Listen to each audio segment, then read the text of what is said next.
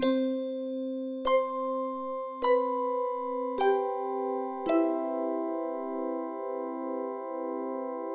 the name of the Father, and the Son, and the Holy Spirit.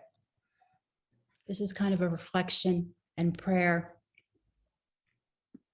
from Mother Teresa.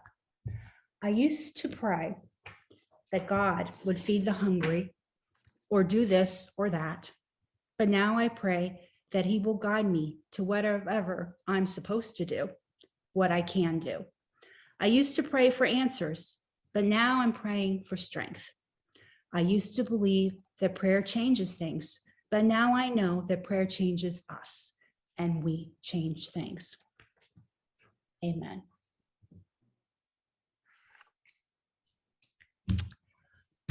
Bishop O'Connell is one of the Guild's biggest supporters. He unfortunately couldn't be with us in person, but he did send us a video message.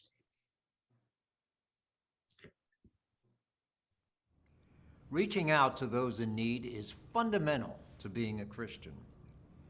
Here in Mercer County, we witness that Christian outreach each and every day through the faith-filled work of the Mount Carmel Guild. Hello, I am Bishop David O'Connell of the Diocese of Trenton, and it is my honor and privilege to greet you today, the mission members of the Mount Carmel Guild, as you gather together. Founded by the third Bishop of Trenton, Bishop Thomas Walsh, in 1920, the Mount Carmel Guild has provided vital, essential services to the poor and needy of Trenton and Mercer County since its very beginnings.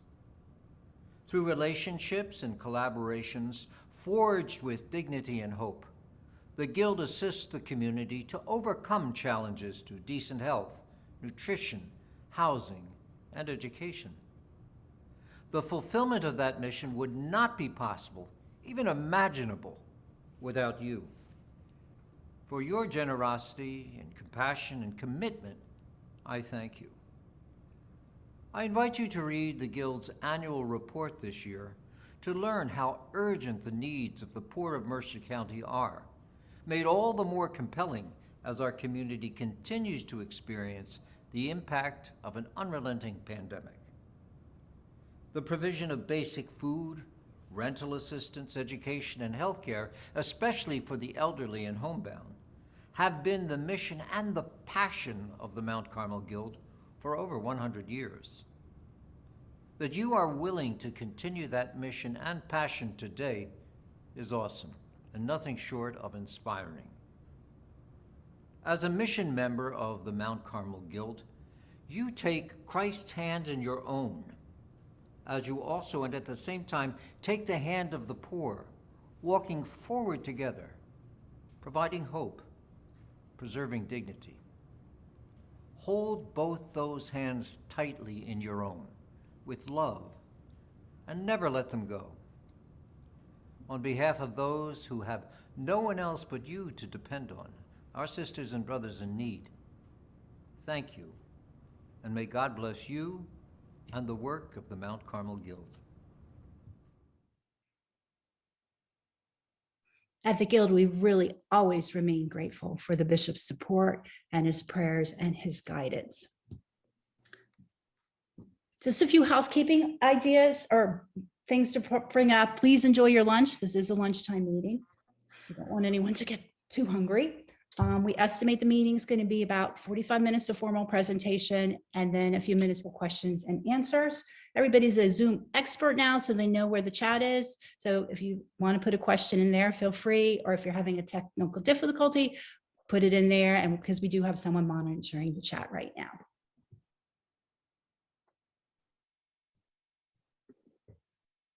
Once again, welcome to the Guild's 2022 annual members meeting. We are so glad that you were able to join us.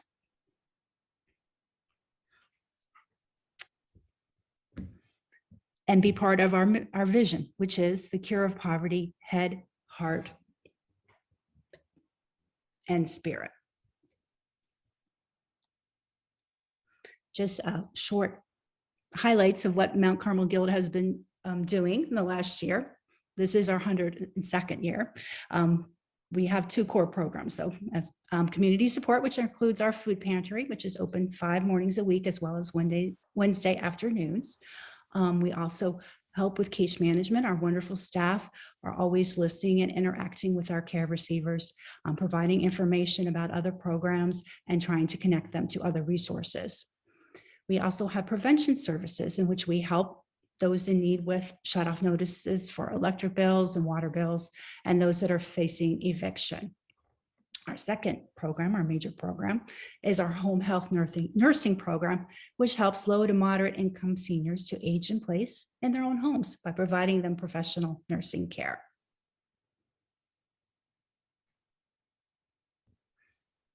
Last year, we averaged 80 household visits a day at our food pantry. Our nurse, Corinne, provided 474 units of in-home nursing care to our patients. We were fortunate to help with back rent and mortgages with $12,000, to have over $3,000 to help with the shut-off notices for utility and water bills, and also to be able to give over $370,000 worth of food to those that came to our food pantry. I want to recap our year so far. We're on a fiscal year, so that starts in July. We celebrated the July 4th holiday at the food pantry by being able to give out hamburger buns and condiments to our care receivers. We also welcomed a new commercial grade ramp to the back of Father Jim's house, where our food pantry is located. We had young people, 30 of them from the Diocese of Trenton, participating in the Mission Jersey project and working with another organization called Be Kind to assemble 684 nutritious rice and bean kits, which equaled over 4,000 healthy meals for our care receivers. August, we had some volunteers helping with our annual care receiver survey, where we ask questions about how often they use the pantry and whether they have access to the internet or cell phones or smartphones. Collaboration is very important. Of course, you've seen, I've already mentioned a lot of our partners. This is Jaya, who is part of the Trenton Mayor's Summer Youth Employment Program. We're always happy to have a student. She worked for us virtually this last year. For 8 weeks, we had nursing students from Drexel University help out in the food pantry, giving out food or sorting through supplies we receive. And we were also approached by 2 young people about having a puzzle day. Their family loves to do puzzles. They gave their puzzles and collected more puzzles from other puzzle loving people, and they were very well received by those visiting our food pantry. In September, our annual Aging in Place fundraiser took place. It ends right after Labor Day. This fundraiser is an appeal that directly helps our patients and the operations of our home health nursing program. Our goal was to raise $18,000, and we actually raised $22,000. And I do want to say that that was made possible by challenge grants offered by the Rotary Club of Trenton and by a friend of the Guild. So many churches and school help us launch a positive school year with donations of backpacks and school supplies. I like this slide because we're very fortunate to participate in the food bank system, which they gave us these really large blocks of cheese. But another little group from St. Greg's 4th grade sent us some money for buying food. And St. Vincent de Paul, Society of St. Vincent de Paul Parish also gives us money for food monthly. And we were able to create a real kit of food by purchasing butter, fresh bread, and tomato soups. October is when we have our annual gala, which is our biggest fundraising and also fundraising event of the year. In 2021, we were very fortunate to honor young people. They brought a lot of energy to our gala when we returned inside, which we were very happy to do. They have done wonderful things for us throughout the pandemic, and many of them are still helping us out. Just to let you know, in case you don't attend our gala, that we do have a restaurant gift card raffle as part of it. And we'll be selling tickets for that shortly for the 2022 event. And also that another aspect is the silent auction. So hopefully you guys, if you don't already, have the October 28th date written on your calendar as when the Guild will be having its gala at the Trenton Country Club. November is always our largest community event, where we helped over 800 families have a lovely Thanksgiving celebration with a turkey and all the traditional trimmings. This is made possible because it's also the largest event that community members help us with. We were fortunate to have some TCNJ student athletes this year help us sort the food out and pack up the bags and give out those turkeys. Another group I would like to mention is Pennington Quality Market, who works with the Catholic community of Hopewell Valley to sell bags, I think about $20, all filled with the sides that you would expect to have on Thanksgiving dinner. I wasn't able to mention all the community groups that help us. Here is a school group bringing some food, but there are just so many, and it's just really wonderful to have so many people help us make Thanksgiving a wonderful celebration for our families. And with that in mind, we asked our families to kind of maybe share what the celebration was like. And so they submitted these photos, and it looks like a really fun, happy family day for everyone. So that really gladdens our hearts.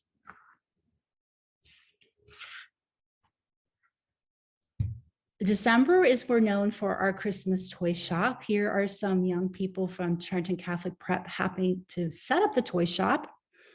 And then on the next slide, we have some volunteers who are also sorting the many, many donations we get from so many churches and community groups. And what they do is when a family with kids, usually about ages 2 to 10, come, they can go around the shop and pick out the toys that they think their kid would like. Christmas is not just for the families with the young kids, though. We were fortunate to have a donation from the Telecom Pioneers of fresh produce, which is always well received at our food pantry. And churches like St. Anne's Parish gave us cookies and coffees for the holiday that we were able to give out. And we also give out toys for those that don't have kids that are 2 to 10, but do have in their family, but do know grandkids or nieces and nephews who would also like a toy. January, we work on keeping warm. We're grateful to the Knights of Columbus, who always give us new coats for kids. We receive used coats donations. We're also the beneficiary of like hundreds of knitted hats and scarves, as well as donations of gloves. Also in January, we're grateful to organizations that help keep our shelves stocked. This is Be Kind, who brings us huge amounts of food many times throughout the year. I mean, they were just here last week. So we're very grateful for all they do for us. And for our volunteers who help us stock all those big donations we get from Be Kind and others, and help sort and give out the gloves and coats. And we actually had some boots this year for those coming to the food pantry and needed some for their kids. St. Greg's always has a Super Bowl soup drive for Mount Carmel Guild, organized by their Social Concerns Ministry and their Knights of Columbus. Thousands of cans of soup they give us to every year, and other churches are really involved in having themed food drives for us in February or at other times of the year. We were able to celebrate St. Valentine's Day with a chocolate bar for all our care receivers who came to the food pantry. And then we're also fortunate to get a lot of flowers from Trader Joe's. Trader Joe's gives us food twice a week, including flowers throughout the entire year. Specialty food drives are really wonderful and pretty popular. This one is from St. Paul's as part of their celebration for Catholic School Weeks. They brought cereal, which is lots of people's favorites. And February is also when we have our mission membership drive. So thank all of you for being part of that. March this year, We had a very lovely Founders Day Mass at St. David the King Parish with the bishop celebrating and the help of Father Tim, their pastor. It's just a beautiful, beautiful service. Always groups helping us. This is Our Lady of Sorrows, Knights of Columbus, who every year do a fundraiser and purchases bulk items of soup and vegetables for us and delivers it, which is a big help to us. This is some of our staff in the food pantry. We love holidays here, and so they have some York peppermint patties that they were giving out for St. Patrick's Day. I mentioned that in August, we did a survey with our clients. And one thing we did learn was that quite a number of them have access to the internet and regularly use a smartphone. So that increased our ability to use some newer technology to communicate with them. So now we have a scheduling app where people can schedule appointments to come to the food pantry. Next slide. And also it's great because it's a way we can communicate when we have special programs. And this shows like all the people we sent text messages to, reminding them they had signed up for Easter baskets and giving them a time slot to come pick them up. And the next slide shows some of the happy families that did get Easter baskets that year. Again, so many different groups, churches, schools give us these wonderful baskets. Loaves and Fishes is annual event from St. Hedwig's, so grateful for them. We're up to May. In the last few months, the number of people coming to the food pantry has increased a lot. It was about 1,000 for all of 2021 households visits per month. It's now averaging over 1,500 household visits per month, January, February, March, and May. So these larger donations are very much appreciated. This was something that the Rotary clubs of the local area do to end hunger 3.6. We got beets, we got boxes of fruit cups, and I'm forgetting something. Oh, lots of drinks. And this slide on the right shows a lady. She's very talented coming to the food pantry that was able to balance that box of fruit cups on her head and have a big full bag of groceries. In spring, the Rotary Club of Trenton comes and tidies us up, and they come back and water in the summer. So that's really wonderful. And very timely donation we had from St. Paul's First Communion and confirmation candidates of supplies for babies. Diapers are always a great expense, and formula, which we all are aware is in very much in short supply and much needed. We're up to June, which is starting in a few days. Today, I will go back a little. We celebrated Memorial Day at the food pantry, and 100 packages of condiments, hot dogs or hamburgers in the right kind of bun were given out just this morning. And we also are gearing up to reopen our food pantry in June and are looking for volunteers. I would just like to take a moment to thank everyone who is a volunteer for Mount Carmel Guild. I mentioned quite a few that helped in many ways, from organizing the food pantry, food drives, those that deliver the food drives, those are here on site helping to sort out the food or the coats or with the toys at Christmas. But we also have some wonderful volunteers who are our board members who work very, very hard for us and give so much to us. I just have a slide of their names today, and many of them are with us. Thank you. Thank you for all you do for us. A board member serves on all our board committees, but we have other members of those committees who are not board members. And I want to see if anyone has any special talent or time or expertise they'd like to donate by becoming a member of one of these committees. We're always welcoming new members. We have development, marketing, facilities and grounds. We have personnel.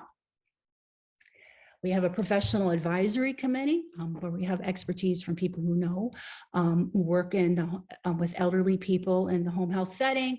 We're looking for nutritionists, dietitian to help us increase our ability to serve healthy food at the food pantry. And we also have a very, very hardworking gala committee too that is getting ready for that October 28th event. anybody who wants to give back to the Guild by volunteering their time should reach out to me, to Rose, to any of us. We would love to talk with you.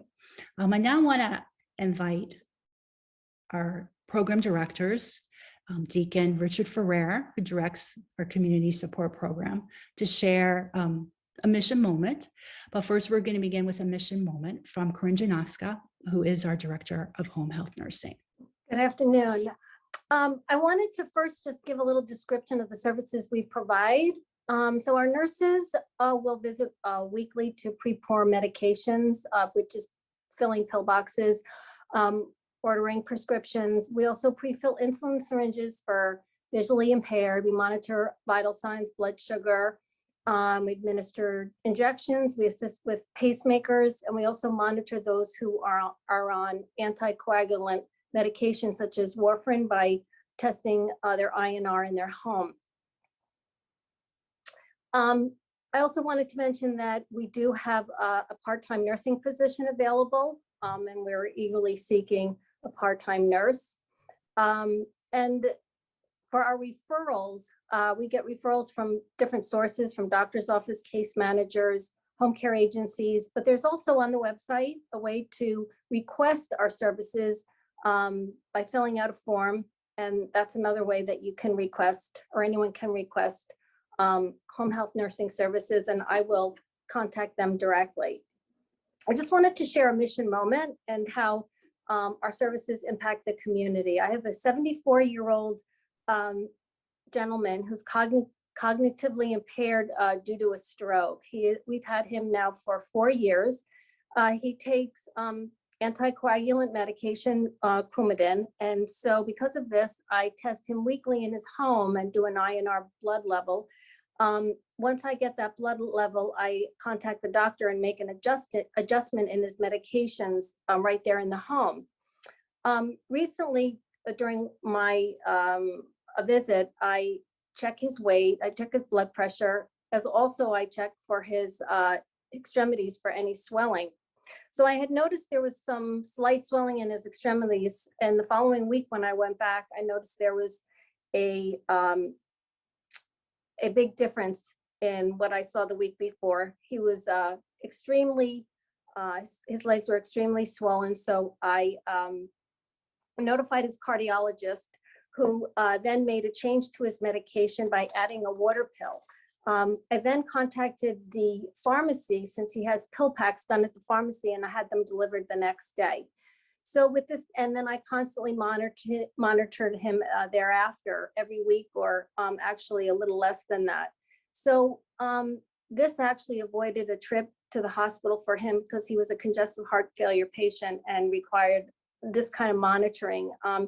Because of his cognitive limitations, he wasn't even actually able to notice the severe swelling in his extremities and notify the doctors. So that's just one way that we help our patients, and how much it's really a needed service to the people in our community.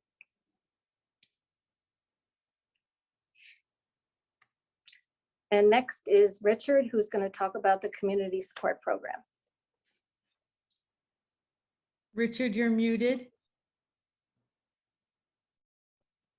Thank you, Rose, because I will start talking without even knowing. Good afternoon, everyone.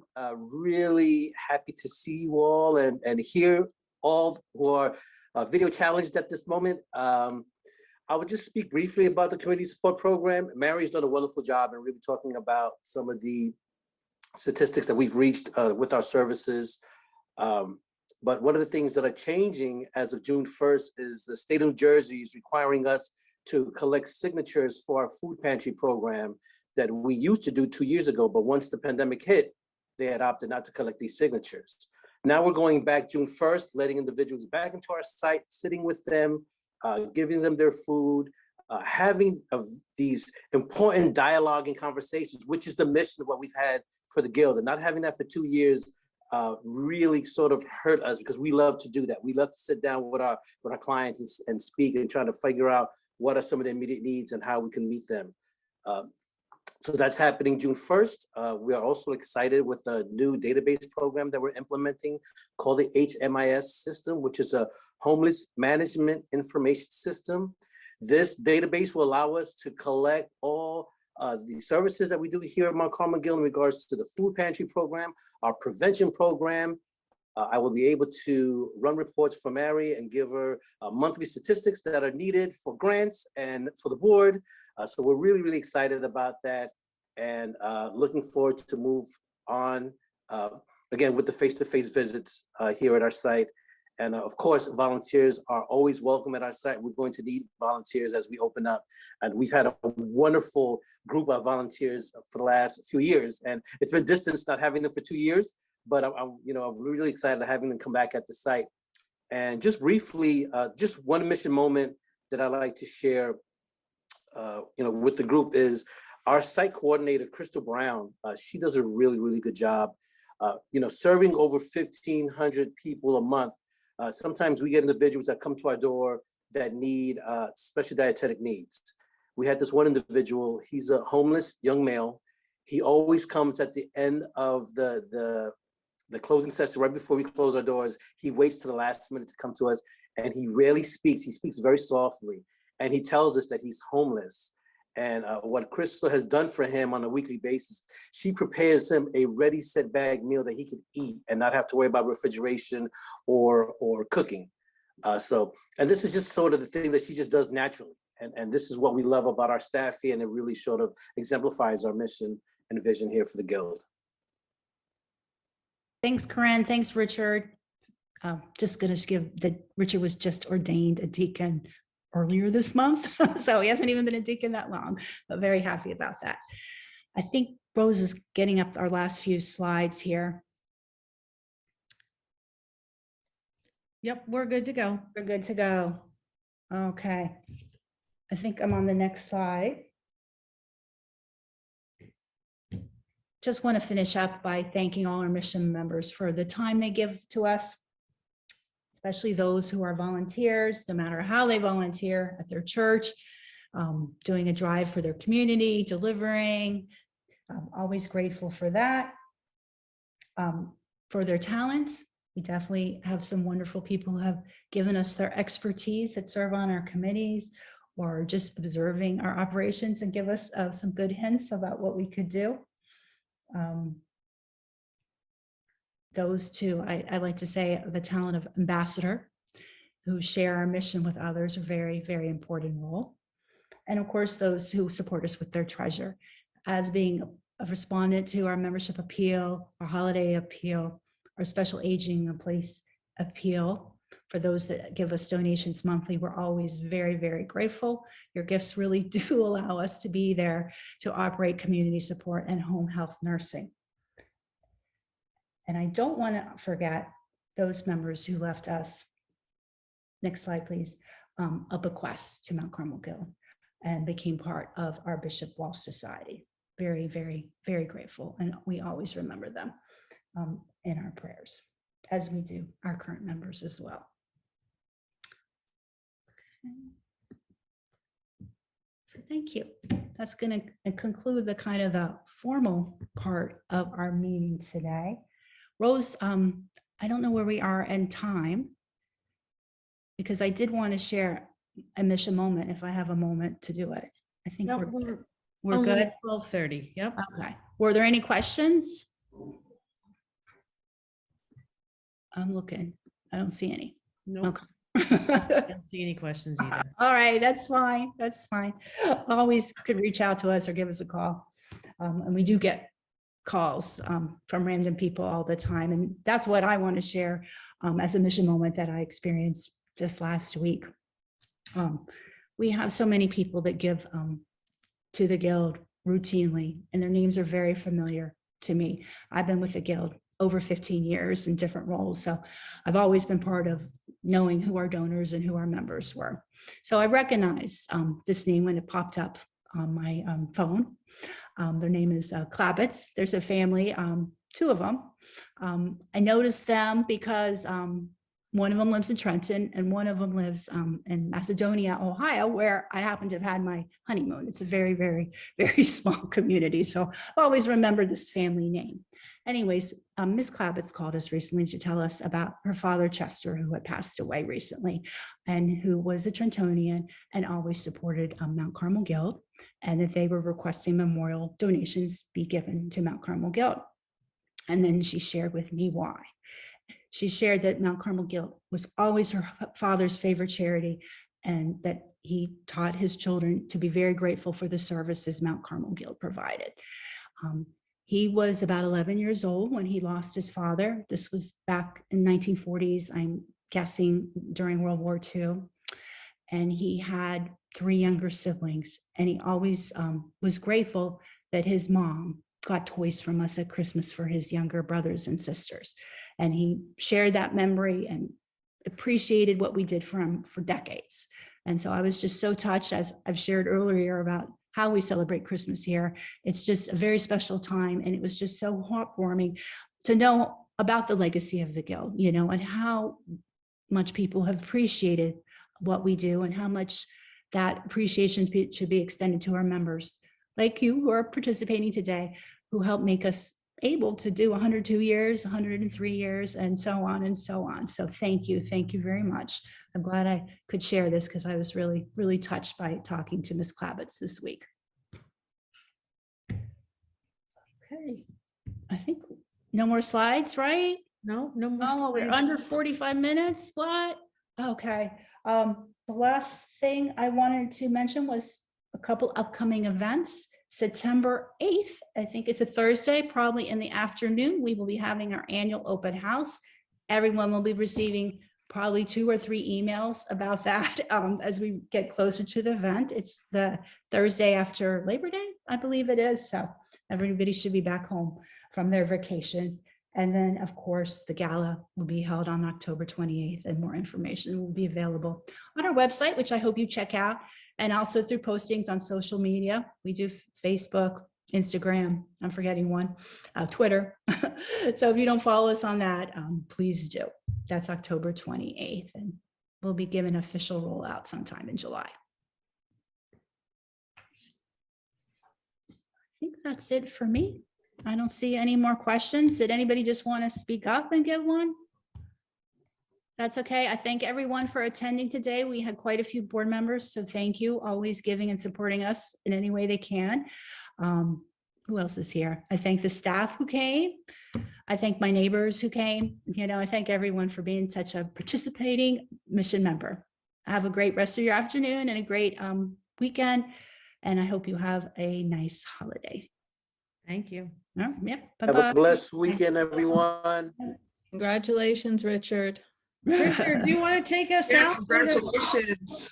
Yeah, Richard, how about you take us out with a little prayer? On the I'll put you on spot. the spot. Okay, no pressure. Okay, so we'll close this out with our Blessed Mary's words. Hail Mary, full of grace, the Lord is with thee. Blessed art thou among women, and blessed is the fruit of thy womb, Jesus. Holy Mary, Mother of God, pray for our sinners, now and at the hour of our death. Amen. In the name of the Father, the Son, and the Holy Spirit. Amen. Thank you, Richard. You're welcome.